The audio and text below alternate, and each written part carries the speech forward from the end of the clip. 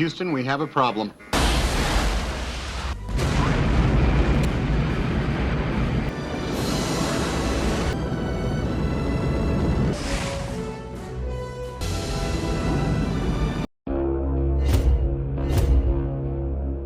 ഇന്ന് 1969 ജൂലൈ 20 ഇന്നത്തെ ദിവസമാണ് നീൽ ആംസ്ട്രോങ്ങും ടീമും ചന്ദ്രനിൽ ആദ്യമായിട്ട് കാലുകുത്തിയത്. ആ ഒരു സന്തോഷത്തിന്റെ പേരിൽ ഒരു ആസ്ട്രോണോട്ടായ ജിം ലോവൽ ഇപ്പോൾ അയാളുടെ വീട്ടിലൊരു പാർട്ടി നടത്തിക്കൊണ്ടിരിക്കുകയാണ്. അവിടെ കൂടിയിരിക്കുന്ന ഭൂരിഭാഗം ആൾക്കാരും ഈ നാസയിൽ തന്നെ ജോലി ചെയ്യുന്നവരാണ്. അങ്ങനെ ആ പാർട്ടിയൊക്കെ എൻജോയ് ചെയ്തുകൊണ്ട് നിൽക്കുമ്പോഴാണ് ടിവിയിൽ ആ ന്യൂസ് കാണിക്കുന്നത്. അതായത് നീൽ ആംസ്ട്രോങ് ഇപ്പോൾ ചന്ദ്രനിൽ കാലുകുത്തി. അദ്ദേഹം ഇപ്പോൾ ചന്ദ്രന്റെ ഉപരിതലത്തിലൂടെ നടന്നുകൊണ്ടിരിക്കുകയാണ്. അതുമായി ബന്ധപ്പെട്ടുള്ള കാര്യങ്ങളൊക്കെയാണ് ടിവിയിൽ കാണിച്ചുകൊണ്ടിരിക്കുന്നത്. വളരെ കൗതുകത്തോടെ അതെല്ലാം നോക്കിക്കൊണ്ട് നിൽക്കുകയാണ് എല്ലാവരും.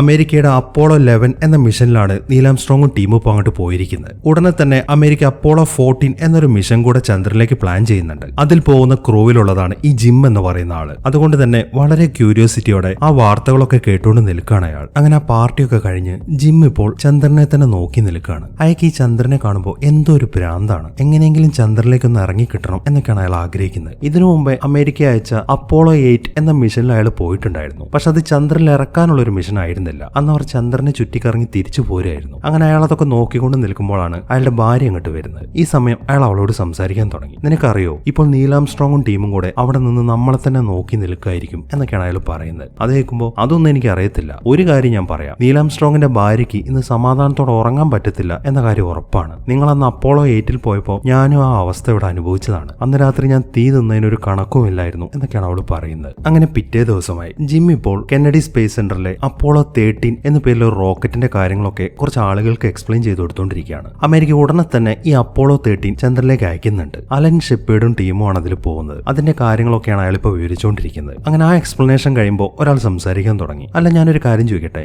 നിങ്ങളെന്നാണ് ചന്ദ്രനിലേക്ക് പോകുന്നത്? അയാൾ ചോദിക്കുന്നു. അത് കേൾക്കുമ്പോൾ അടുത്ത വർഷം അവസാനം അപ്പോളോ 14 എന്നൊരു മിഷൻ കൂടെ പ്ലാൻ ചെയ്യുന്നുണ്ട്. അതിലായിരിക്കും ഞാൻ പോവുക എന്നാണ് ജിം പറയുന്നത്. അപ്പോൾ ഇനിയും ചന്ദ്രനിലേക്ക് ആളുകൾ അയക്കുന്നുണ്ടോ? നമ്മൾ റഷ്യക്കാരെ തോൽപ്പിക്കാൻ വേണ്ടിയിട്ടാണല്ലോ ഇത് തുടങ്ങിയത്, എന്നിട്ട് നമ്മൾ അതിൽ വിജയിക്കുകയും ചെയ്തു. പിന്നെ എന്തിനാണ് ഇതിനു വേണ്ടിയിട്ട് ഇങ്ങനെ കാശ് മുടക്കുന്നത് എന്നാണ് അയാൾ ചോദിക്കുന്നത്. അത് കേൾക്കുമ്പോൾ നിങ്ങളൊരു കാര്യം ആലോചിച്ച് നോക്ക്. കൊളംബസ് ഈ ലോകം കണ്ടെത്തിയതിനു ശേഷം അദ്ദേഹം പോയ വഴിയെ വേറെ ആളുകളൊന്നും പോയിട്ടില്ല എന്നൊന്ന് ചിന്തിക്കുക. അങ്ങനെയാണെങ്കിൽ നമ്മൾ പിന്നീട് എന്തെങ്കിലുമൊക്കെ കണ്ടെത്തുമായിരുന്നോ? അതിനെക്കുറിച്ച് ശരിക്കൊന്ന് ആലോചിച്ച് കഴിഞ്ഞാൽ നിങ്ങളിപ്പോൾ ചോദിച്ചതിനുള്ള ഉത്തരം നിങ്ങൾക്ക് തന്നെ കിട്ടും എന്നാണ് ജിം മറുപടി പറയുന്നത്. ഈ സമയത്താണ് അവിടെ ജോലി ചെയ്യുന്ന മറ്റൊരാൾ ജിമ്മിനെ അന്വേഷിച്ച് വരുന്നത്. വളരെ അർജന്റായിട്ട് ഒരു കാര്യം പറയാനുണ്ടെന്ന് പറഞ്ഞിട്ട് അയാൾ ജിമ്മിനെയും വിളിച്ചോണ്ട് അവിടെ നിന്ന് പോകുന്നു. ആ ഒരു വാർത്ത ജിമ്മിനെ സംബന്ധിച്ച് വളരെ സന്തോഷം ഉണ്ടാക്കുന്ന ഒരു കാര്യമായിരുന്നു. അതുകൊണ്ട് തന്നെ അയാൾ നേരെ വീട്ടിലേക്കാണ് ചെല്ലുന്നത്. അവിടെ എത്തിക്കഴിഞ്ഞിട്ട് അയാൾ ഉടനെ തന്നെ കാര്യം അയാളുടെ ഭാര്യയോട് പറയാൻ തുടങ്ങി. അതായത് നേരത്തെ പറഞ്ഞ ഈ അലൻ ഷെപ്പേർഡ് ഉണ്ടല്ലോ, അയാളും ടീമുമായിരുന്നു അപ്പോളോ 13 ചന്ദ്രനിലേക്ക് പോകാനിരുന്നത്. പക്ഷെ അയാളുടെ മെഡിക്കൽ ടെസ്റ്റിൽ അയാളുടെ ചെവിയിൽ എന്തോ ഒരു അണുബാധ സ്ഥിരീകരിച്ചിട്ടുണ്ട്. അതുകൊണ്ട് തന്നെ അയാളെയും ടീമിനെയും മാറ്റി നിർത്തിയിട്ട് ഇപ്പൊ ജിമ്മിനെയും ടീമിനെയുമാണ് ചന്ദ്രനിലേക്ക് അയക്കുന്നത്. ആ ഒരു കാര്യമാണ് അയാൾ അയാളുടെ ഫാമിലിയോട് പറയുന്നത്. അയാൾ ആ പറയുന്നത് കേട്ട് വളരെ സന്തോഷത്തോടെ നിൽക്കുകയാണ് എല്ലാവരും. അയാളുടെ ഭാര്യയാണെങ്കിൽ വേഗം തന്നെ ചെന്നിട്ട് അയാളെ കെട്ടിപ്പിടിക്കുന്നു. അങ്ങനെ അവർക്ക് പോകുന്നതിന് മുന്നോടിയായിട്ടുള്ള ആ ട്രെയിനിങ് ഒക്കെ നടന്നുകൊണ്ടിരിക്കുകയാണ്. മുകളിൽ ചെന്ന് കഴിഞ്ഞാൽ എന്തൊക്കെയാണ് ചെയ്യേണ്ടത് എന്ന കാര്യങ്ങളൊക്കെ പരിശീലിക്കാൻ വേണ്ടിയിട്ട് അവരവിടെ ഒരു സിമുലേറ്റർ ഉണ്ടാക്കി വെച്ചിട്ടുണ്ട്. ജിമ്മിന്റെ ക്രൂ മൊത്തം അതിനകത്തിരുന്ന് അതൊക്കെ പ്രാക്ടീസ് ചെയ്തുകൊണ്ടിരിക്കുകയാണ്. അവന്റെ ക്രൂവിലുള്ളത് 3 പേരാണ്. അതിലൊരാളുടെ പേര് ജിം, രണ്ടാമത്തെ ആളുടെ പേര് ഫ്രെഡ്, മൂന്നാമത്തെ ആളുടെ പേര് കെൻ. കുറെ സമയമായിട്ട് അവർ മുകളിൽ ചെയ്യേണ്ട കാര്യങ്ങളൊക്കെ പരിശീലിച്ചുകൊണ്ടിരിക്കുകയാണ്. ഇനി ഇവർക്കൊരു ബാക്കപ്പ് ടീം ഉണ്ട്. അതായത് ഇവർക്ക് എന്തെങ്കിലും കാരണം കൊണ്ട് പോകാൻ പറ്റിയിട്ടില്ല എന്നുണ്ടെങ്കിൽ ഇവർക്ക് പകരമായിട്ട് മറ്റൊരു ടീം പോകണം. ആ ടീമിനെ നയിക്കുന്നത് ജാക്ക് എന്ന് പറയുന്ന ഒരാളാണ്. അടുത്ത പരിശീലനത്തിന് വേണ്ടിയിട്ട് അയാളുടെ ടീമും അങ്ങോട്ട് വന്നിട്ടുണ്ട്. അങ്ങനെ കുറച്ച് ദിവസങ്ങൾ കഴിഞ്ഞു. ചന്ദ്രനിലേക്കുള്ള ആ യാത്രയിൽ ജിം മരിക്കുന്നതായിട്ട് അയാളുടെ ഭാര്യ ഒരു സ്വപ്നം കണ്ടിട്ടുണ്ട്. അവൾ ഉടനെ തന്നെ ആ കാര്യം പറയാൻ വേണ്ടിയിട്ട് വേഗം ജിമ്മിന്റെ അടുത്തേക്ക് നടക്കാൻ തുടങ്ങി. ഈ സമയം ജിം ആണെങ്കിൽ അയാളുടെ മകനോട് സംസാരിച്ചുകൊണ്ടിരിക്കുകയാണ്. എങ്ങനെയാണ് അവർ ചന്ദ്രനിലേക്ക് പോകുന്നത് എന്ന കാര്യങ്ങളൊക്കെ വളരെ ഡീറ്റെയിൽഡ് ആയിട്ട് അയാളുടെ മകൻ എക്സ്പ്ലെയിൻ ചെയ്തു കൊടുത്തോണ്ടിരിക്കുകയാണ്. അയാൾ ഒരു കളിപ്പാട്ടം വെച്ചിട്ടാണ് അയാൾ അതൊക്കെ അവന് പറഞ്ഞു കൊടുക്കുന്നത്.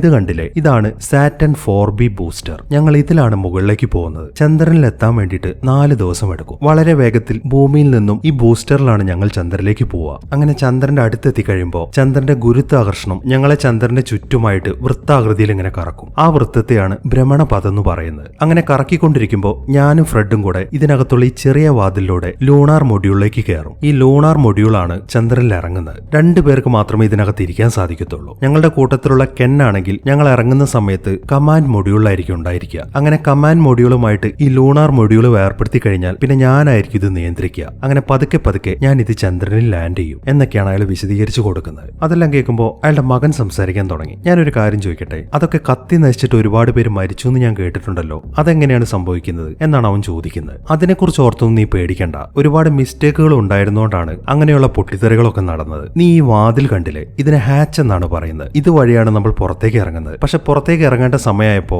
അന്ന് അവർക്ക് ഇത് തുറക്കാൻ സാധിച്ചില്ല. അതായിരുന്നു ഒരു മിസ്റ്റേക്ക്. പിന്നെ ഉണ്ടായ കാര്യങ്ങളൊന്നും നിനക്ക് ഈ പ്രായത്തിൽ പറഞ്ഞാൽ മനസ്സിലാവത്തില്ല. ഒരു കാര്യം നീ മനസ്സിലാക്കി വെച്ചോ, അങ്ങനെയുള്ള തെറ്റുകളൊന്നും ഇനി ഉണ്ടാവാൻ പോകുന്നില്ല. അതൊക്കെ ഞങ്ങൾ സോൾവ് ചെയ്തിട്ടുണ്ട്. അതുകൊണ്ട് ആ കാര്യം ഓർത്ത് നീ വിഷമിക്കണ്ട എന്നൊക്കെയാണ് അയാൾ പറയുന്നത്. ഇതെല്ലാം കേട്ടുകൊണ്ട് അയാളുടെ ഭാര്യ അപ്പുറത്ത് നിൽക്കുന്നുണ്ട്. അയാൾ ആ വിശദീകരിക്കുന്നതൊക്കെ കേൾക്കുമ്പോൾ അവൾക്കും ചെറിയൊരു ആശ്വാസമാവുന്നുണ്ട്. അതുകൊണ്ട് തന്നെ അവൾ കണ്ട ആ സ്വപ്നത്തെ കുറിച്ചിട്ട് അവൾ അയാളോട് പറയുന്നില്ല. അങ്ങനെ സമയം രാത്രിയായി. ജിമ്മ അയാളുടെ ഭാര്യയും കൂടെ ഒരു പാർട്ടിക്ക് പോയിക്കൊണ്ടിരിക്കുകയാണ്. ഈ ചന്ദ്രനിൽ പോകുന്നതുകൊണ്ട് തന്നെ അയാൾ ശരിക്കും ഫേമസ് ആയിട്ടുണ്ട്. പുറത്തുനിന്ന് കാണുന്ന ആൾക്കാരൊക്കെ അയാളെ കൈ കാണിച്ച് വിളിക്കുകയാണ്. മാത്രമല്ല അവരൊക്കെ അയാളെ കൺഗ്രാജുലേറ്റ് ചെയ്യുന്നുണ്ട്. അങ്ങനെ അവർ മുന്നോട്ട് പോകുമ്പോഴാണ് അയാളുടെ ഭാര്യ അയാളോട് ഒരു കാര്യം പറയുന്നത്. ഇവർ ഈ യാത്ര പുറപ്പെടുന്നതിന്റെ തലേ ദിവസം ഫാമിലി മെമ്പേഴ്സിനൊക്കെ അവരെ കാണാൻ സാധിക്കും. അതൊരു ചടങ്ങ് പോലെ നടത്തുന്നതാണ്. ഞാൻ കുറച്ച് ബിസി ആയതുകൊണ്ട് ആ ചടങ്ങിന് എനിക്ക് വരാൻ സാധിക്കത്തില്ല എന്നൊക്കെയാണ് അവൾ പറയുന്നത്. സത്യത്തിൽ അയാൾ പോകുന്നത് കാണുമ്പോഴുള്ള വിഷമം ഒഴിവാക്കാൻ വേണ്ടിയിട്ടാണ് അവൾ പോകുന്നില്ല എന്ന് തീരുമാനിച്ചത്. അത് അയാൾക്ക് നന്നായിട്ട് അറിയാം. അതുകൊണ്ട് തന്നെ നീ വന്നിട്ടില്ല എന്നുണ്ടെങ്കിൽ നിനക്ക് നല്ലൊരു കാഴ്ച മിസ്സാവും എന്ന് മാത്രമാണ് അയാൾ മറുപടി പറയുന്നത്. അങ്ങനെ അവർ പോകുന്നതിന് മുമ്പായി പത്രത്തിൽ കൊടുക്കാനുള്ള ചില ഫോട്ടോഷൂട്ടും കാര്യങ്ങളൊക്കെ അവിടെ നടന്നുകൊണ്ടിരിക്കുകയാണ്. അങ്ങനെ ആ ഫോട്ടോഷൂട്ടിനൊക്കെ ശേഷം അവരെ 3 പേരെയും ഒരു ഇന്റർവ്യൂ ഒക്കെ അവരെടുക്കുന്നുണ്ട്. അങ്ങനെ അവർ പോകുന്നതിന് 2 ദിവസം ബാക്കിയുള്ളപ്പോഴാണ് നാസയിലെ കുറച്ച് ഉദ്യോഗസ്ഥർ ജിമ്മിനെ അവരുടെ ഓഫീസിലേക്ക് വിളിപ്പിക്കുന്നത്. അവർ പറയുന്നത് എന്താണെന്ന് വെച്ച് കഴിഞ്ഞാൽ ഇവരുടെ 3 പേരുടെയും മെഡിക്കൽ റിപ്പോർട്ട് വന്നിട്ടുണ്ട്. അതിൽ കെന്നിനെ മാത്രം മീസൽസ് എന്ന അസുഖം ബാധിച്ചിട്ടുണ്ട്. അതുകൊണ്ട് തന്നെ അവനെ ഈ യാത്രയ്ക്ക് അയക്കാൻ പറ്റത്തില്ല.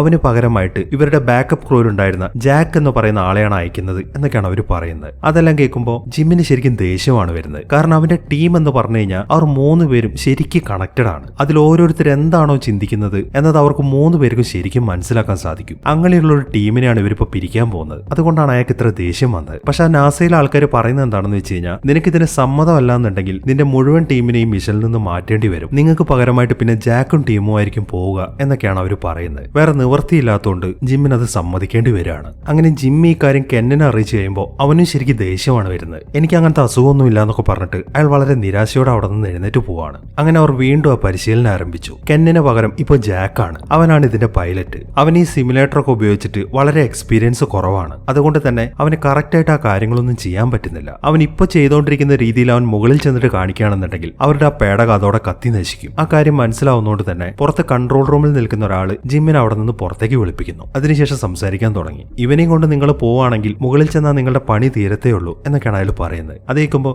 അങ്ങനെയൊന്നുമില്ല, ഇനിയിപ്പോ 2 ദിവസം കൂടെ ഉണ്ടല്ലോ, അതിനുള്ളിൽ നമുക്കിതൊക്കെ റെഡിയാക്കി എടുക്കാം എന്നൊക്കെയാണ് ജിം പറയുന്നത്. അങ്ങനെ അവർ പോകുന്നതിന്റെ തലേ ദിവസം രാത്രിയായി. അപ്പോളോ 13 എന്ന് പറയുന്ന ആ റോക്കറ്റ് ഒക്കെ അവിടെ റെഡി ആയിട്ട് നിൽക്കുകയാണ്. അതിൽ പോകുന്ന ആൾക്കാരുടെ കുടുംബാംഗങ്ങളൊക്കെ അവരെ കാണാൻ വേണ്ടി അങ്ങോട്ട് വന്നിട്ടുണ്ട്. പക്ഷെ അവർക്കൊന്നും പോകുന്നവരുടെ അടുത്തേക്ക് പോകാനുള്ള പെർമിഷൻ ഇല്ല. അതെന്തെങ്കിലുമൊക്കെ അസുഖം ഉണ്ടെങ്കിൽ അതൊന്നും സ്പ്രെഡ് ആവാതിരിക്കാൻ വേണ്ടിയിട്ടാണ്. ജിമ്മിന്റെ ഒഴികെ ബാക്കി 2 പേരുടെയും ഫാമിലി മെമ്പേഴ്സ് ഒക്കെ അങ്ങോട്ട് വന്നിട്ടുണ്ട്. അതുകൊണ്ട് തന്നെ ജിം ആണെങ്കിൽ ആകെ വിഷമിച്ച് നിൽക്കുകയാണ്. ഈ സമയത്താണ് അവൻ പ്രതീക്ഷിക്കാതെ അവന്റെ ഭാര്യ അങ്ങോട്ട് വരുന്നത്. അത് കാണുമ്പോൾ ജിമ്മിന് ശരിക്കും സന്തോഷമായി. അവൻ അവർക്കൊരു ഫ്ലൈയിങ് കീസ് ഒക്കെ കൊടുത്ത് വേഗം തന്നെ അവിടെ നിന്ന് പോകുന്നു. അങ്ങനെ പിറ്റേ ദിവസമായി അവരിപ്പോ പോകാനുള്ള തയ്യാറെടുപ്പുകളൊക്കെ ആരംഭിച്ചിട്ടുണ്ട്. അവർ 3 പേരും തന്നെ സ്യൂട്ടൊക്കെ ഇട്ടിട്ട് ആ റോക്കറ്റിന്റെ അടുത്തേക്ക് നടന്നു പോയിക്കൊണ്ടിരിക്കുകയാണ്. ഈ സമയം കൺട്രോൾ റൂമിലുള്ള ആളുകളെല്ലാം റെഡി ആയിട്ടുണ്ട്. ഈ അപ്പോളോ 13 ഫ്ലൈറ്റ് ഡയറക്ടറുടെ പേര് ജിൻ എന്നാണ്. അയാളിപ്പോ അവിടെയുള്ള ആളുകൾക്കൊക്കെ ഓരോരോ നിർദ്ദേശങ്ങളൊക്കെ കൊടുത്തുകൊണ്ടിരിക്കുകയാണ്. അങ്ങനെ കാര്യങ്ങളെല്ലാം സെറ്റ് ചെയ്ത് കഴിഞ്ഞ് ഉടനെ തന്നെ ആ റോക്കറ്റ് വിക്ഷേപിക്കുന്നു. അതിങ്ങനെ ചന്ദ്രനെയും ലക്ഷ്യമാക്കി വളരെ വേഗത്തിൽ മുകളിലേക്ക് കുതിച്ചുകൊണ്ടിരിക്കുകയാണ്. അങ്ങനെ കുറെ മുകളിലേക്ക് പോയി കഴിഞ്ഞ്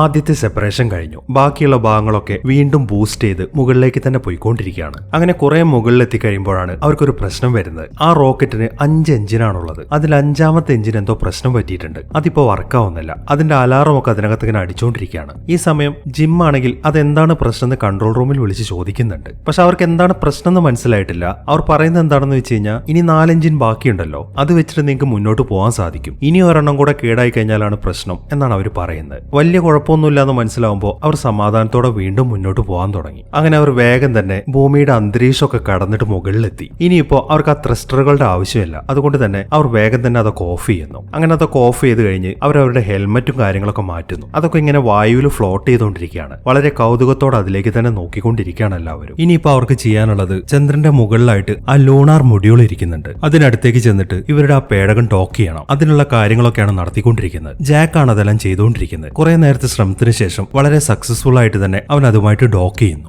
അങ്ങനെ അവരിപ്പോ യാത്ര തുടങ്ങിയിട്ട് 3 ദിവസങ്ങളായി. ആ റോക്കറ്റിനകത്തിരിക്കുമ്പോൾ അവരുടെ പേഴ്സണൽ ആയിട്ടുള്ള കാര്യങ്ങളൊക്കെ ചെയ്യാൻ വളരെ ബുദ്ധിമുട്ടാണ്. ഈ ഒരു അവസരത്തിൽ ജിം ആണെങ്കിൽ ഇപ്പോൾ മൂത്രം ഒഴിച്ചുകൊണ്ടിരിക്കുകയാണ്. അതൊരു ബാഗിലേക്കാണ് കളക്ട് ചെയ്യുന്നത്. അതിനുശേഷം അവരത് അതിനകത്ത് സൂക്ഷിക്കത്തില്ല. അത് ഉടനെ തന്നെ സ്പേസിലേക്ക് ഒഴുക്കി കളയാണ് ചെയ്യുന്നത്. അതിനൊരു വാൽവ് തിരിച്ചാൽ മതി. അവൻ ആ വാൽവ് തിരിക്കുമ്പോൾ അതിങ്ങനെ തുള്ളികളായിട്ട് പുറത്തേക്ക് തെറിച്ചു പോവാണ്. വളരെ മനോഹരമായ ഒരു കാഴ്ചയാണത്. ഫ്രെഡ് അതിനെ വിശേഷിപ്പിക്കുന്നത് ഒരുപാട് നക്ഷത്രങ്ങൾ ഒരുമിച്ച് വരുന്നത് പോലെ ഉണ്ടെന്നാണ്. അങ്ങനെ ഓരോ ആസ്ട്രോണറ്റുകളും പതിവ് പോലെ കാണിക്കുന്ന കാര്യങ്ങളൊക്കെ ജിമ്മും കൂട്ടരും കാണിക്കാൻ തുടങ്ങി. അതായത് അവരിപ്പോൾ ആ റോക്കറ്റിന്റെ അകത്ത് എന്താണോ ചെയ്യുന്നത് എന്ന കാര്യങ്ങളൊക്കെ ലൈവായിട്ട് ഭൂമിയിലേക്ക് കാണിച്ചു കൊടുക്കുക. സാധാരണ അതെല്ലാ ന്യൂസ് ചാനലിലും സംപ്രേഷണം ചെയ്യേണ്ടതാണ്. അതുകൊണ്ട് തന്നെ അമേരിക്കയിലുള്ള മുഴുവൻ ആളുകൾ ഇതൊക്കെ കാണുന്നുണ്ട് എന്നുള്ള രീതിയിലാണ് അവർ ഓരോരോ കാര്യങ്ങൾ അതിനകത്തുനിന്ന് പറഞ്ഞുകൊണ്ടിരിക്കുന്നത്. പക്ഷെ സത്യത്തിൽ അത് ഒരു ന്യൂസ് ചാനലും സംപ്രേഷണം ചെയ്യുന്നില്ല. അവരതിന്റെ കാരണം പറഞ്ഞത് ഈ ചന്ദ്രനിൽ പോകാന്നൊന്നും പറയുന്നത് വലിയ കാര്യമല്ല എന്നാണ്. അതിലും വലിയ എത്രയോ കാര്യങ്ങൾ ഇവിടെ കാണിക്കാനുണ്ട് എന്നൊക്കെ പറഞ്ഞിട്ട് എല്ലാ ന്യൂസ് ചാനലും അതിൽ നിന്ന് ഒഴിവാകുമായിരുന്നു. ആ വീഡിയോസ് ഒക്കെ ഇപ്പോൾ കാണിച്ചുകൊണ്ടിരിക്കുന്നത് നാസയിൽ മാത്രമാണ്. അവരുടെയൊക്കെ കുടുംബാംഗങ്ങൾ മാത്രമേ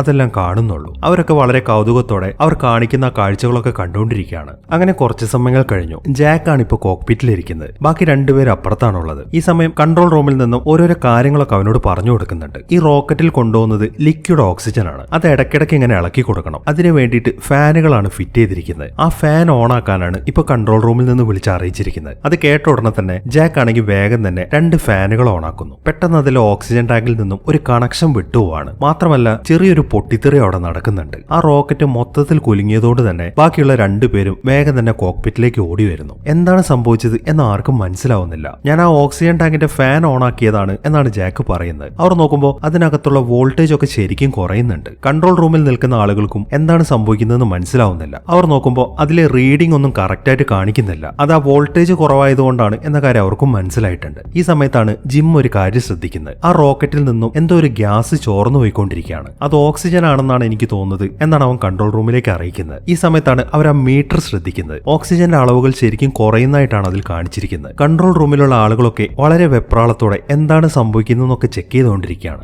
ഈ സമയം ഒരാൾ സംസാരിക്കാൻ തുടങ്ങി. ഞാൻ നോക്കിയിട്ട് ഒരൊറ്റ വഴിയേ കാണുന്നുള്ളൂ. ഇന്ധന സെല്ലുകളുടെ റിയാക്ടറിന്റെ വാൽവുകൾ ഉടനെ തന്നെ ക്ലോസ് ചെയ്യണം. അങ്ങനെ ചെയ്തു കഴിഞ്ഞാൽ മാത്രമേ ചോർച്ച ഉണ്ടെങ്കിൽ ആ സെല്ലുകളെ ഒഴിവാക്കാൻ സാധിക്കത്തുള്ളൂ. അതിലൂടെ ടാങ്കുകളിൽ അവശേഷിക്കുന്ന ഫ്യൂവലിനെ നമുക്ക് സംരക്ഷിക്കാനും സാധിക്കും. മാത്രമല്ല നല്ല സെല്ലുകളെ പ്രവർത്തിപ്പിക്കാനും കഴിയും. ഞാൻ നോക്കിയിട്ട് ഈ ഒരു വഴിയെ കാണുന്നുള്ളൂ എന്നാണ് അയാൾ പറയുന്നത്. അത് കേൾക്കുമ്പോൾ അതെങ്ങനെ ശരിയാവുന്നത്? ഒരിക്കലും അതൊക്കെ അടച്ചു കഴിഞ്ഞാൽ വീണ്ടും തുറക്കാൻ സാധിക്കത്തില്ലല്ലോ. അങ്ങനെ വന്നു കഴിഞ്ഞാൽ പിന്നെ ചന്ദ്രനിൽ ഇറങ്ങാനും പറ്റത്തില്ലല്ലോ എന്നാണ് അയാൾ ചോദിക്കുന്നത്. അത് കേൾക്കുമ്പോൾ ചന്ദ്രനിൽ ഇറങ്ങുന്ന കാര്യമൊക്കെ അവിടെ നിൽക്കട്ടെ, നമുക്ക് ആദ്യം ആ റോക്കറ്റിനെ സംരക്ഷിക്കണ്ടേ, അതിലത്തെ ആളുകളെ സംരക്ഷിക്കണ്ടേ, അതിന് ഞാൻ ഈ പറഞ്ഞ വഴി മാത്രമേ ഉള്ളൂ എന്നാണ് അയാൾ പറയുന്നത്. അതെല്ലാം കേൾക്കുമ്പോൾ അതിന് സമ്മതം പറയാന്നല്ലാതെ ജിന്നിന് വേറെ മാർഗമൊന്നുമില്ല. അങ്ങനെ ആ വാൽവുകളൊക്കെ ക്ലോസ് ചെയ്യാൻ വേണ്ടിയിട്ട് അവർ ഉടനെ തന്നെ ജിമ്മിനെ അറിയിക്കുന്നു. അതെല്ലാം കേൾക്കുമ്പോൾ അയാൾക്കൊരു ഞെട്ടലാണ് ഉണ്ടാവുന്നത്. അതിന്റെ കാരണം മറ്റൊന്നുമല്ല, അവർക്കിനി ചന്ദ്രനിൽ ഇറങ്ങാൻ സാധിക്കത്തില്ല. അതുകൊണ്ട് തന്നെ വളരെ നിരാശയിൽ നിൽക്കുകയാണ് അയാൾ. അങ്ങനെ അവർ വേഗം തന്നെ ആ വാൽവുകൾ താഴ്ത്തുന്നു. ആ വാൽവുകൾ താഴ്ത്തിയിട്ടും ആ ഓക്സിജൻ ലീക്കേജ് നിന്നിട്ടില്ല എന്നുണ്ടെങ്കിൽ അവർക്ക് തിരിച്ച് ഭൂമിയിലേക്ക് പോകാനുള്ള പവറും കൂടെ അതിൽ നിന്ന് കിട്ടത്തില്ല. അതുകൊണ്ട് തന്നെ വളരെ ടെൻഷനോടെയാണ് അവരതൊക്കെ നോക്കിക്കൊണ്ട് നിൽക്കുന്നത്. പക്ഷെ അവർ വിചാരിച്ച പോലെ കാര്യങ്ങളൊന്നും തന്നെ നടന്നില്ല. ആ വാൽവ് ക്ലോസ് ആയിട്ടും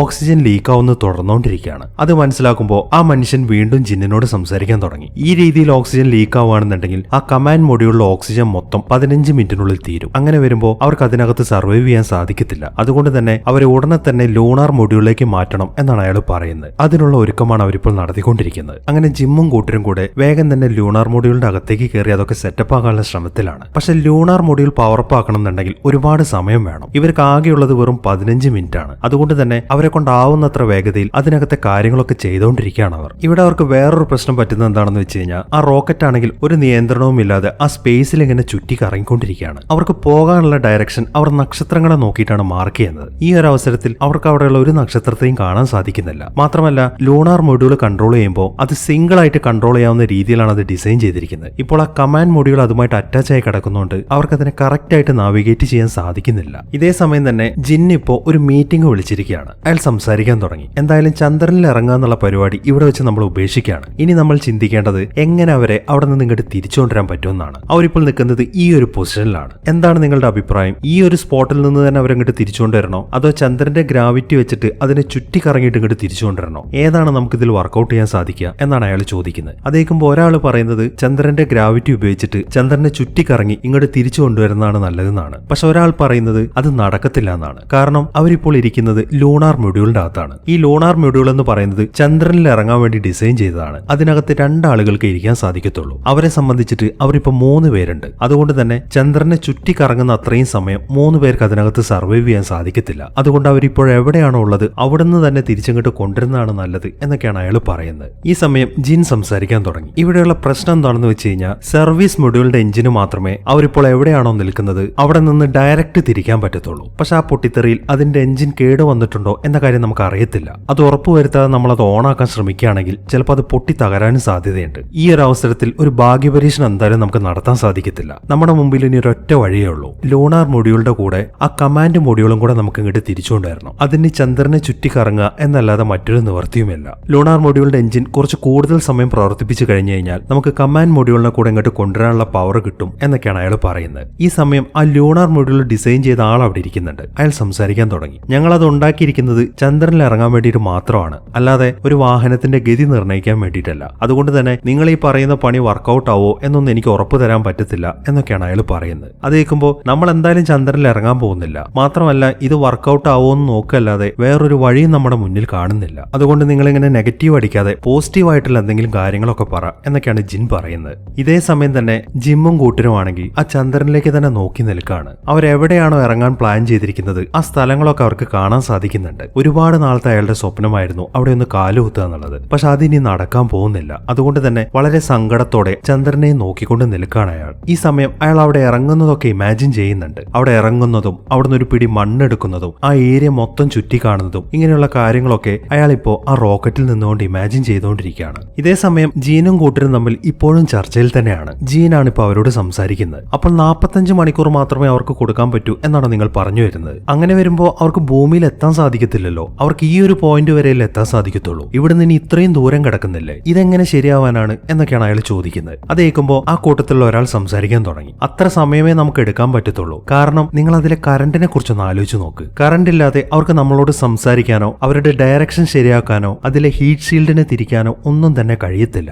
അതുകൊണ്ട് നമ്മൾ ഇപ്പൊ തന്നെ എല്ലാ കാര്യങ്ങളും ഓഫ് ചെയ്തേ പറ്റൂ, അല്ലെങ്കിൽ ഒരിക്കലും അവർക്ക് ഭൂമിയിൽ തിരിച്ചെത്താൻ സാധിക്കത്തില്ല എന്നൊക്കെയാണ് അവൻ പറയുന്നത്. എല്ലാം ഓഫ് ചെയ്യണം എന്ന് പറഞ്ഞു കഴിഞ്ഞാൽ നീ എന്താണ് ഈ ഉദ്ദേശിക്കുന്നത്? ജിൻ വീണ്ടും ചോദിക്കുന്നു. ഈ സമയം അവൻ വീണ്ടും സംസാരിക്കാൻ തുടങ്ങി. ആ ലൂണാർ മൊഡ്യൂളിലെ എല്ലാ കാര്യങ്ങളും പ്രവർത്തിപ്പിക്കുകയാണെങ്കിൽ 1 മണിക്കൂറിൽ 60 ആംപിയർ കറണ്ട് അത് ഉപയോഗിക്കും. ആ നിരക്കിൽ നോക്കുകയാണെന്നുണ്ടെങ്കിൽ അതിലെ ബാറ്ററികളൊക്കെ 45 മണിക്കൂറല്ല 16 മണിക്കൂർ കൊണ്ട് തീരും. അതോടെ അവരുടെ പണിയും തീരും. അതുകൊണ്ട് തന്നെ ആ കറണ്ടിന്റെ ഉപയോഗം 12 ആംപിയർ ആയിട്ട് നമുക്ക് കുറയ്ക്കണം. അത് മാത്രമേ ഒരു വഴിയുള്ളൂ എന്നാണ് അവൻ പറയുന്നത്. 12 ആംപിയർ ആയിട്ടോ? ഈ 12 ആംപിയർ വെച്ചിട്ട് ഒരു വാക്യൂം ക്ലീനർ പോലും പ്രവർത്തിപ്പിക്കാൻ സാധിക്കത്തില്ലല്ലോ എന്നൊക്കെയാണ് ബാക്കിയുള്ളവർ ചോദിക്കുന്നത്. അത് കേൾക്കുമ്പോൾ അതല്ലാതെ മറ്റൊരു വഴിയുമില്ല. അതിനകത്തുള്ള റഡാറുകൾ, cabin heater, instrument displays, guidance computer എല്ലാം തന്നെ നമ്മൾ ഓഫ് ആക്കണം എന്നൊക്കെയാണ് അവൻ പറയുന്നത്. അത് കേൾക്കുമ്പോൾ ഗൈഡൻസ് കമ്പ്യൂട്ടറോ? അപ്പൊ പിന്നെ ഒരിക്കൽ കൂടെ എഞ്ചിൻ പ്രവർത്തിപ്പിക്കണമെങ്കിൽ അവരെന്ത് ചെയ്യും? ഏത് ദിശയിലാണ് പോകുന്നത് എന്നവർക്ക് മനസ്സിലാക്കാൻ പോലും സാധിക്കത്തില്ല എന്നാണ് വേറൊരുത്തൻ പറയുന്നത്. അതെല്ലാം കേൾക്കുമ്പോൾ നമ്മൾ ഇവിടെ കിടന്നിട്ട് ഇങ്ങനെ തർക്കിച്ചിട്ട് ഒരു കാര്യവുമില്ല. നമ്മൾ ഇവിടെ എത്ര സമയം സംസാരിക്കുന്നോ അത്രയും ഊർജ്ജം അവരവിടെ പാഴാക്കുന്നുണ്ട്. അതുകൊണ്ട് വേഗം കാര്യങ്ങൾ തീരുമാനിക്കുക എന്നൊക്കെയാണ് അയാൾ പറയുന്നത്. അതെല്ലാം കേൾക്കുമ്പോൾ എന്നാ പിന്നെ നമുക്കൊരു കാര്യം ചെയ്യാം, എഞ്ചിൻ പ്രവർത്തിപ്പിച്ചതിന് ശേഷം നമുക്ക് ലൂണാർ മൊഡ്യൂൾ ഓഫ് ചെയ്യാം എന്നാണ് ജിൻ പറയുന്നത്. അത് കേട്ട ഉടനെ തന്നെ അവൻ അവിടെ നിന്ന് പോവുകയും ചെയ്യുന്നു. ഈ സമയം ജിൻ ബാക്കിയുള്ളവരോട് സംസാരിക്കാൻ തുടങ്ങി. ഈ കാര്യങ്ങളൊക്കെ തീരുമ്പോഴേക്കും കമാൻഡ് മൊഡ്യൂൾ തണുത്ത ഐസ് പോലെ ആയിട്ടുണ്ടാവും. നമ്മുടെ അറ്റ്മോസ്ഫിയറിലേക്ക് തിരിച്ചിറങ്ങാൻ ഉപയോഗിക്കുന്ന ആ ബാറ്ററികൾ മാത്രം വെച്ചുകൊണ്ട് നമ്മൾ അതിനെ വീണ്ടും പ്രവർത്തിപ്പിക്കണം എന്നാണ് ജിൻ പറയുന്നത്. അത് കേൾക്കുമ്പോൾ പക്ഷെ ഇതിനു മുമ്പ് നമ്മൾ അങ്ങനെ ചെയ്യാൻ ശ്രമിച്ചിട്ടില്ലല്ലോ, അപ്പൊ പിന്നെ എന്ത് ചെയ്യും എന്നാണ് വേറൊരുത്തൻ ചോദിക്കുന്നത്. അപ്പൊ പിന്നെ എന്ത് ചെയ്യാനാണ്? നമുക്ക് ആദ്യമായിട്ട് അതൊന്ന് പരീക്ഷിച്ച് നോക്കാം. ഒരു കാര്യം ചെയ്യും, നമ്മൾ ഇവിടുത്തെ സിമുലേറ്ററുകളിൽ ആളുകളെയൊക്കെ കയറ്റിയിരുത്തി തിരിച്ചിറങ്ങുമ്പോഴുള്ള പ്രശ്നങ്ങളെ കുറിച്ച് ശരിക്കൊന്ന് പഠിക്കുക. മാത്രമല്ല ആ റോക്കറ്റിലെ ഓരോ പാർട്സും ഉണ്ടാക്കിയ മുഴുവൻ ആളുകളെയും ഇങ്ങോട്ട് വിളിച്ചു വരുത്ത്. എന്നിട്ട് അവരോടൊക്കെ കൂടെ ഒന്ന് ഡിസ്കസ് ചെയ്യും. എങ്ങനെ അതിലെ ഉപകരണങ്ങളിലെ 1 ആംപിയർ കറണ്ട് നമുക്ക് ലാഭിക്കാം എന്നതിനെ കുറിച്ചൊക്കെ ഒരു ഐഡിയ ഉണ്ടാക്കിയെടുക്ക്. ഈ ഒരു മിഷനിൽ ഒരു അമേരിക്കക്കാരനും മരിക്കാൻ പാടില്ല. ഞാൻ ഈ സ്ഥാനത്തിരിക്കുമ്പോൾ അതിന് സമ്മതിക്കത്തില്ല എന്നൊക്കെ പറഞ്ഞിട്ട് ജീൻ അവിടെ നിന്ന് പോകുന്നു. അങ്ങനെ ആ സിമുലേറ്റർ ഉപയോഗിക്കാൻ വേണ്ടിയിട്ട് അവർ വിളിച്ചുകൊണ്ട് വരുന്നത് ഈ മിഷനിൽ ആദ്യം പോകാൻ തീരുമാനിച്ചിരുന്ന കെന്നിനെയാണ്. അവൻ വേഗം തന്നെ കറണ്ട് എങ്ങനെ കുറയ്ക്കാം എന്ന കാര്യങ്ങളൊക്കെ ചെക്ക് ചെയ്യാൻ വേണ്ടി വേഗം തന്നെ ആ സിമുലേറ്ററിന്റെ അകത്തേക്ക് കയറുന്നു. അങ്ങനെ കുറച്ച് സമയങ്ങൾ കഴിഞ്ഞു. അവർക്കിപ്പോ മറ്റൊരു പ്രശ്നം കൂടെ വന്നിരിക്കുകയാണ്. അതായത് ലൂണാർ മൊഡ്യൂളിലെ കാർബൺ ഡയോക്സൈഡിന്റെ ഫിൽറ്ററിന് ഒരു പ്രശ്നം വന്നിട്ടുണ്ട്. ലൂണാർ മൊഡ്യൂളിൽ മൊത്തം 5 ഫിൽറ്ററുകളാണ് ഉള്ളത്. 2 പേർക്ക് 1.5 ദിവസത്തേക്ക് അത് ഉപയോഗിക്കാൻ സാധിക്കത്തുള്ളൂ. ഇപ്പൊ നമ്മളത് ചെക്ക് ചെയ്തപ്പോ അതിന്റെ മീറ്റർ 8 ആണ് കാണിക്കുന്നത്. അത് 15ന്റെ മുകളിലേക്ക് പോയി കഴിഞ്ഞാൽ പിന്നെ അതിനകത്ത് ഇരിക്കുന്ന ആളുകൾക്കൊന്നും ചിന്തിക്കാനൊന്നും സാധിക്കത്തില്ല. മാത്രമല്ല അവരുടെ ബോധം നഷ്ടപ്പെടാനും സാധ്യതയുണ്ട്. തലച്ചോറിലേക്കുള്ള ഓക്സിജന്റെ ഒഴുക്ക് നിലയ്ക്കുന്നതുകൊണ്ടാണ് അങ്ങനെ സംഭവിക്കുന്നത് എന്നൊക്കെയാണ് അവർ പറയുന്നത്. അത് കേൾക്കുമ്പോൾ അങ്ങനെയാണെങ്കിൽ ആ കമാൻഡ് മൊഡ്യൂളിനകത്തുള്ള ഫിൽറ്ററുകൾ ഉപയോഗിച്ചൂടെ? ജീൻ ചോദിക്കുന്നു. അത് പറ്റത്തില്ല. കമാൻഡ് മൊഡ്യൂളിനകത്തുള്ളത് ചതുരാകൃതിയിലുള്ള ഫിൽറ്ററുകളാണ്. എന്നാൽ ലൂണാർ മൊഡ്യൂളിന്റെ അകത്തുള്ളത് വൃത്താകൃതിയിലുള്ള രീതിയിലുള്ളതാണ്, അത് സ്യൂട്ട് ആവത്തില്ല എന്നാണ് അവർ പറയുന്നത്. നിങ്ങളിങ്ങനെ സ്യൂട്ട് ആവത്തൊന്നുമില്ല എന്ന് പറയല്ലേ, ഒരു വൃത്താകൃതിയുള്ള ഒരു സാധനം ഇരിക്കുന്ന അകത്തേക്ക് ഒരു ചതുരക്കട്ട എങ്ങനെ എടുത്തു വെക്കാൻ പറ്റും എന്ന് കണ്ടുപിടിക്കാൻ നോക്ക് എന്നാണ് അയാൾ പറയുന്നത്. അത് കേട്ട ഉടനെ തന്നെ ആ സയന്റിസ്റ്റുകളൊക്കെ വേഗം തന്നെ അതിനുള്ള കാര്യങ്ങളൊക്കെ ചെയ്യാൻ തുടങ്ങി. ആ റോക്കറ്റിന്റെ അകത്ത് അവർക്ക് എന്തൊക്കെ ഉപയോഗിക്കാൻ സാധിക്കുമോ അതേ സാധനങ്ങളാണ് അവരിപ്പോൾ അവിടെ എടുത്തു വെച്ചിരിക്കുന്നത്. അത് വെച്ചിട്ടാണ് ആ ചതുരത്തിലുള്ള ഫിൽട്ടർ അവരുണ്ടാക്കാൻ ശ്രമിച്ചുകൊണ്ടിരിക്കുന്നത്. അങ്ങനെ കുറച്ച് സമയത്തിന് ശേഷം അവരത് വിജയകരമായിട്ട് ഉണ്ടാക്കിയിട്ടുണ്ട്. അവർ വേഗം തന്നെ അതും കൊണ്ട് ആ കൺട്രോൾ റൂമിലേക്ക് ചെല്ലുന്നു. അതിനുശേഷം പെട്ടെന്ന് തന്നെ ജിമ്മിനെയും കൂട്ടിനെ വിളിച്ച് കാര്യങ്ങൾ പറയാൻ തുടങ്ങി. അവരെന്തൊക്കെയാണോ ഉപയോഗിച്ചത് അതെല്ലാം ആദ്യം ആ റോക്കറ്റിൽ നിന്ന് കണ്ടെടുക്കണം. അതിനുശേഷം ഉടനെ തന്നെ അതൊക്കെ അസംബിൾ ചെയ്തിട്ട് അവരുണ്ടാക്കിയ പോലെ ഒരു ചതുരത്തിലുള്ള സാധനം ഉണ്ടാക്കാനാണ് പറയുന്നത്. അതിനുള്ള പണികളാണ് അവരിപ്പോൾ നടത്തിക്കൊണ്ടിരിക്കുന്നത്. അങ്ങനെ പെട്ടെന്ന് തന്നെ അവരും അതുപോലത്തെ ആ സാധനം ഉണ്ടാക്കിയെടുക്കുന്നു. അതിനുശേഷം അത് ആ ഫിൽറ്ററിന്റെ ഭാഗത്ത് കണക്ട് ചെയ്യുമ്പോൾ ആ കാർബൺ ഡയോക്സൈഡിന്റെ അളവൊക്കെ കുറഞ്ഞു വരുന്നുണ്ട്. അതുകൊണ്ട് തന്നെ എല്ലാവരും ശരിക്കും സമാധാനത്തിലിരിക്കുകയാണ്. അങ്ങനെ അവരിപ്പോൾ യാത്ര തുടങ്ങിയിട്ട് 6ാമത്തെ ദിവസമായിട്ടുണ്ട്. ഈ സമയത്താണ് അവർ മറ്റൊരു പ്രശ്നം കണ്ടുപിടിക്കുന്നത്. അതായത് അവരിപ്പോ സഞ്ചരിക്കുന്ന പാതയിൽ ചെറിയൊരു വ്യത്യാസം വന്നിട്ടുണ്ട്. അതായത് അവരുടെ പേടകം ഭൂമിയിലേക്ക് തിരിച്ചു വരാണല്ലോ, അതൊരു നിശ്ചിത ആംഗിളിൽ മാത്രമേ പ്രവേശിക്കാൻ സാധിക്കത്തുള്ളൂ. ആ ആംഗിൾ ഇപ്പോൾ കൂടുതലാണ്. ആ ഒരു കോണളവിൽ താഴേക്ക് വന്നു കഴിഞ്ഞാൽ അവർക്ക് ഭൂമിയിലേക്ക് പ്രവേശിക്കാൻ സാധിക്കത്തില്ല. അതുകൊണ്ട് തന്നെ അതിന്റെ എഞ്ചിൻ ഒന്നുകൂടെ ഓണാക്കിയിട്ട് ആ കോണളവ് അവർ ഉടനെ റെഡിയാക്കണം. ആ കാര്യങ്ങളൊക്കെ ജിമ്മിന്റെ അടുത്ത് വിളിച്ചു പറയുമ്പോൾ അയാൾ പറയുന്നത് എന്താണെന്ന് വെച്ച് കഴിഞ്ഞാൽ അവരുടെ പാത ശരിയാക്കണം എന്നുണ്ടെങ്കിൽ ആ ഗൈഡൻസ് കമ്പ്യൂട്ടർ ഓൺ ആക്കണം. അതിന് ഞങ്ങൾക്ക് കുറച്ച് സമയം വേണമെന്നാണ് അയാൾ പറയുന്നത്. അത് കേൾക്കുമ്പോൾ അങ്ങനെ കമ്പ്യൂട്ടർ ഓൺ ആക്കാൻ വേണ്ടിയിട്ടുള്ള ഊർജ്ജം നമുക്ക് പാഴാക്കാൻ സാധിക്കത്തില്ല, അല്ലാതെ നിങ്ങളൊരു പൊസിഷൻ കേന്ദ്രീകരിച്ചിട്ട് വേണം നിങ്ങളുടെ പാത ശരിയാക്കാൻ എന്നാണ് അവിടുന്ന് പറഞ്ഞു തരുന്നത്. പക്ഷെ അതെങ്ങനെ റെഡിയാക്കും എന്ന കാര്യത്തിൽ അവർക്കൊരു ഐഡിയയും കിട്ടിയിട്ടില്ല. അതിനെക്കുറിച്ചുള്ള ചർച്ചകളാണ് ഇപ്പോൾ ആ കൺട്രോൾ റൂമിൽ നടന്നുകൊണ്ടിരിക്കുന്നത്. ഈ സമയത്താണ് ജിം അതിനൊരു മാർഗം കണ്ടുപിടിക്കുന്നത്. അതായത് എഞ്ചിൻ പ്രവർത്തിക്കുന്ന അത്രയും സമയം അവരുടെ ആ മൊഡ്യൂളിന്റെ മുകളിൽ ഒരു ഗ്ലാസ് ഉണ്ട്. ആ ഗ്ലാസ്സിൽ ഭൂമിയെ കാണുന്ന വിധത്തിൽ അവർ സഞ്ചരിക്കാം. അങ്ങനെയാവുമ്പോൾ അവർക്ക് അവരുടെ ആ ഡയറക്ഷൻ തെറ്റത്തില്ല. ഈ ഒരു മാർഗമാണ് അവൻ പറയുന്നത്. അതാണ് ഏറ്റവും ബെസ്റ്റ് ഐഡിയ എന്നാണ് കൺട്രോൾ റൂം എന്നും പറയുന്നത്. അങ്ങനെ അവർ പെട്ടെന്ന് തന്നെ അതിന്റെ ബൂസ്റ്ററുകളൊക്കെ ഓണാക്കി അതിനുശേഷം വളരെ വേഗത്തിൽ ഭൂമിയിലേക്ക് കുതിക്കാൻ തുടങ്ങി. ആ കമ്പ്യൂട്ടറുകളുടെ ഗൈഡൻസ് ഇല്ലാത്തതുകൊണ്ട് തന്നെ വളരെ കഷ്ടപ്പെട്ടിട്ടാണ് അവരുടെ ആ ഡയറക്ഷനൊക്കെ സെറ്റ് ചെയ്യുന്നത്. അങ്ങനെ എല്ലാ പ്രശ്നങ്ങളും പരിഹരിച്ചതിന് ശേഷം അവരിപ്പോ ഭൂമിയിലേക്ക് ഇറങ്ങാനുള്ള തയ്യാറെടുപ്പിലാണ്. അതിനു വേണ്ടിയിട്ട് ആദ്യം അവരുടെ ആ സർവീസ് മൊഡ്യൂൾ സെപ്പറേറ്റ് ചെയ്യണം. അതിനുള്ള ശ്രമങ്ങളാണ് അവർ നടത്തിക്കൊണ്ടിരിക്കുന്നത്. അങ്ങനെ പെട്ടെന്ന് തന്നെ അവർ ആ സർവീസ് മൊഡ്യൂൾ സെപ്പറേറ്റ് ചെയ്യുന്നു. അങ്ങനെ അത് കറങ്ങി തിരിഞ്ഞിട്ട് അവരുടെ മുന്നിലൂടെയാണ് അങ്ങോട്ട് പോയിക്കൊണ്ടിരിക്കുന്നത്. ഈ ഒരു അവസരത്തിലാണ് എന്താണ് അവരുടെ റോക്കറ്റിന് സംഭവിച്ചത് എന്ന കാര്യം അവർക്ക് കാണാൻ സാധിക്കുന്നത്. ആ സർവീസ് മൊഡ്യൂളിന്റെ അടിഭാഗം മൊത്തത്തിൽ തകർന്നിരിക്കുകയാണ്. ആ കാഴ്ച കണ്ട് ശരിക്കും ഞെട്ടിയിരിക്കുകയാണ് എല്ലാവരും. അങ്ങനെ സർവീസ് മൊഡ്യൂൾ വേർപ്പെടുത്തിയതിനു ശേഷം ഇനി അവർക്ക് ചെയ്യാനുള്ളത് ലൂണാർ മൊഡ്യൂൾ വേർപ്പെടുത്തുക എന്നുള്ളതാണ്. കമാൻഡ് മൊഡ്യൂളിലായിരിക്കും അവർ താഴേക്ക് പോവുക. അതിനു വേണ്ടിയിട്ട് അവർ വേഗം തന്നെ കമാൻഡ് മൊഡ്യൂളിന്റെ അകത്തേക്ക് കയറുന്നു. അതിനുശേഷം പെട്ടെന്ന് തന്നെ ആ ലൂണാർ മൊഡ്യൂളും വേർപ്പെടുത്തി കളയുന്നു. അങ്ങനെ അവർ പെട്ടെന്ന് തന്നെ ഭൂമിയുടെ അന്തരീക്ഷത്തിലേക്ക് പ്രവേശിക്കാൻ തുടങ്ങി. അന്തരീക്ഷത്തിലേക്ക് പ്രവേശിച്ച ഉടനെ തന്നെ അതിന്റെ എല്ലാ ഭാഗത്തും തീ പിടിക്കുന്നുണ്ട്. ആ തീനെ പ്രൊട്ടക്ട് ചെയ്യാൻ പറ്റുന്ന രീതിയിലാണ് അതിന്റെ ആ കവചങ്ങളൊക്കെ ഡിസൈൻ ചെയ്തിരിക്കുന്നത്. അതുകൊണ്ട് തന്നെ ഈ ഒരു കടമ്പ് കൂടെ കടന്നു കിട്ടിക്കഴിഞ്ഞാൽ അവർക്ക് സേഫ് ആയിട്ട് കടലിൽ ലാൻഡ് ചെയ്യാൻ സാധിക്കും. വളരെ ടെൻഷനോടെ അവർ താഴേക്ക് വരുന്നതും നോക്കിക്കൊണ്ട് നിൽക്കുകയാണ് എല്ലാവരും. അങ്ങനെ ഭൂമിയിലേക്ക് പ്രവേശിച്ചിട്ട് കുറച്ച് സമയം കഴിഞ്ഞപ്പോൾ തന്നെ കൺട്രോൾ റൂമുമായിട്ടുള്ള അവരുടെ കണക്ഷനൊക്കെ കട്ടായിട്ടുണ്ട്. സാധാരണ അങ്ങനെ സംഭവിക്കുന്നതാണ്. അങ്ങനെ കട്ടായി കഴിഞ്ഞ് 3 മിനിറ്റുകൾ കഴിഞ്ഞു കഴിഞ്ഞാൽ സാധാരണ അത് റീസെറ്റ് ആവാറുണ്ട്. പക്ഷെ ഇവരുടെ കാര്യത്തിൽ 5 മിനിറ്റ് കഴിഞ്ഞിട്ടും അവരുമായിട്ടുള്ള കണക്ഷൻ ഒന്നും കിട്ടുന്നില്ല. അതുകൊണ്ട് തന്നെ വളരെ ടെൻഷനോടെ ആ ടിവിയിലേക്ക് തന്നെ നോക്കി നിൽക്കുകയാണ് എല്ലാവരും. അങ്ങനെ 6-7 മിനിറ്റ് കഴിയുമ്പോഴാണ് അവരുമായിട്ടുള്ള കണക്ഷൻ കിട്ടുന്നത്. അവർ നോക്കുമ്പോൾ ആ കമാൻഡ് മൊഡ്യൂളിന്റെ പാരച്യൂട്ടൊക്കെ ഓപ്പൺ ആയിട്ടുണ്ട്. അവരിപ്പോ സേഫ് ആയിട്ട് താഴേക്ക് ലാൻഡ് ചെയ്തുകൊണ്ടിരിക്കുകയാണ്. അതൊക്കെ കണ്ട് വളരെ സന്തോഷത്തോടെ നിൽക്കുകയാണ് എല്ലാവരും. ഈ സമയമാകുമ്പോഴേക്കും അവരെ കടലിൽ നിന്ന് തിരിച്ചു കൊണ്ടുവരാനുള്ള ആളുകളൊക്കെ അങ്ങോട്ട് ചെന്നിട്ടുണ്ട്. ആ സാധനം അവിടെ വന്ന് ലാൻഡ് ചെയ്ത ഉടനെ തന്നെ എല്ലാവരും വേഗം അതിന്റെ അടുത്തേക്ക് ചെല്ലുന്നു. അതിനുശേഷം ഓരോരുത്തരായിട്ട് അതിനകത്ത് നിന്ന് ഇറക്കിയിട്ട് വേഗം തന്നെ ഹെലികോപ്റ്ററിന്റെ അകത്തേക്ക് കയറ്റുന്നു. അങ്ങനെ 3 പേരെയും ഹെലികോപ്റ്ററിന്റെ അകത്തേക്ക് കയറ്റിയിട്ട് അവർ വേഗം തന്നെ തിരിച്ചു പോവാണ്. അങ്ങനെ എല്ലാവരും തന്നെ സേഫ് ആയിട്ട് തിരിച്ചെത്തി. അവരെയും കാത്തുകൊണ്ട് മുഴുവൻ ആളുകളും അവിടെ കൂടിയിരിക്കുകയാണ്. ആളുകളെല്ലാം കൈയടിക്കുന്ന കാണുമ്പോൾ അവരെല്ലാവരും തന്നെ അവിടെ നിൽക്കുന്ന ആളുകൾക്ക് നേരെ കൈവീശി കാണിക്കുകയാണ്. ഈ ഒരു മിഷനെ വിജയകരമായ പരാജയം എന്നാണ് അറിയപ്പെട്ടിരുന്നത്. കാരണം അവരെല്ലാവരും സുരക്ഷിതരായിട്ട് തിരിച്ചെത്തി. പക്ഷെ അവർക്ക് ചന്ദ്രനിൽ കാലൂത്താൻ സാധിച്ചില്ല. അതിനുശേഷം കുറച്ച് മാസങ്ങൾക്കുള്ളിൽ തന്നെ എന്താണ് അവരുടെ റോക്കറ്റിന് പറ്റിയത് എന്ന കാര്യമൊക്കെ കണ്ടുപിടിച്ചിട്ടുണ്ടായിരുന്നു. ഓക്സിജൻ ടാങ്കിനുള്ളിൽ ഉണ്ടായിരുന്ന കേടായിട്ടുള്ള ഒരു കോയിൽ ആ ദ്രാവക ഓക്സിജനെ ഇളക്കുന്നതിനിടയിൽ പൊട്ടിത്തെറിച്ചു. അതാണ് അപകടത്തിന് കാരണമായത്. അങ്ങനെ ആ മിഷന് ശേഷം ഫ്രെഡിനെ അപ്പോളോ 18 ചന്ദ്രനിലേക്ക് അയക്കാൻ തീരുമാനിച്ചിരുന്നു. പക്ഷെ ബഡ്ജറ്റിന്റെ പ്രശ്നം മൂലം ആ മിഷൻ പിന്നീട് ഉപേക്ഷിക്കുകയാണ് ഉണ്ടായത്. പിന്നീട് ഒരിക്കലും അദ്ദേഹം സ്പേസിലേക്ക് പോയിട്ടില്ല. ജാക്കിന്റെ കാര്യമാണെങ്കിൽ ഈ ഒരു മിഷനോടെ അയാൾ അയാളുടെ സ്യൂട്ടൊക്കെ ഉപേക്ഷിച്ചു. അതിനുശേഷം ക്യാൻസർ വന്നിട്ട് അയാൾ മരിക്കുകയാണ് ചെയ്തത്. കെൻ ആണെങ്കിൽ അപ്പോളോ 16 കമാൻഡ് മൊഡ്യൂൾ പൈലറ്റായിട്ട് ചന്ദ്രനെ ചുറ്റി കറങ്ങിയിട്ടുണ്ടായിരുന്നു. ജീൻ ആണെങ്കിൽ നാസയിലെ ഫ്ലൈറ്റ് ഓപ്പറേഷൻ ഡയറക്ടറായിട്ട് വിരമിച്ചു. മിഷൻ കൺട്രോളിലെ പല അംഗങ്ങളും പല മേഖലകളിലേക്ക് പോയെങ്കിലും കുറച്ചു പേരൊക്കെ അവിടെ തന്നെ തുടരുകയായിരുന്നു. ചിലർ ഇപ്പോഴും അവിടെയുണ്ട്. ജിമ്മിന്റെ കാര്യം പറയുകയാണെങ്കിൽ അപ്പോളോ 13 മിഷന് ശേഷം പിന്നീട് അയാൾ ബഹിരാകാശത്തേക്ക് പോയിട്ടില്ല. മറ്റാളുകൾ ചന്ദ്രനിൽ പോകുന്നൊക്കെ അയാൾ കണ്ടിട്ടുണ്ടായിരുന്നു. പക്ഷെ അത് ടിവിയിലാണെന്ന് മാത്രം. ഇങ്ങനെയൊക്കെ ആണെങ്കിലും ചന്ദ്രൻ അയാൾക്ക് എന്നും ഒരു ഭ്രാന്തായിരുന്നു. ഇടയ്ക്കിടയ്ക്കൊക്കെ അയാൾ ചന്ദ്രനെ നോക്കി ചിന്തിക്കാറുണ്ട്, ഇനി എന്നായിരിക്കും ആരെങ്കിലും ഒക്കെ അങ്ങോട്ട് വരിക, ആരായിരിക്കും അത്. ഈ ഒരു സീനും കാണിച്ചിട്ടാണ് ഈ സിനിമ അവസാനിക്കുന്നത്. ആദ്യമേ പറയട്ടെ, ഈ കഥ നടന്ന സംഭവമാണ്. അതുകൊണ്ട് പറ്റുകയാണെങ്കിൽ ഈ വീഡിയോ കണ്ടു കഴിഞ്ഞിട്ടാണെങ്കിലും ഈ സിനിമ നിങ്ങളൊന്ന് കാണാൻ ശ്രമിക്കുക. അപ്പൊ നിങ്ങളുടെ അഭിപ്രായങ്ങൾ എന്താണെങ്കിലും കമന്റ് ചെയ്യാൻ മറക്കരുത്. ഒരു 200 കമന്റ് ആണ് ഈ വീഡിയോയ്ക്ക് ഞാൻ പ്രതീക്ഷിക്കുന്നത്. അപ്പൊ ഒരു കിടലൻ സിനിമയുമായിട്ട് നമുക്ക് അടുത്ത വീഡിയോയിൽ കാണാം.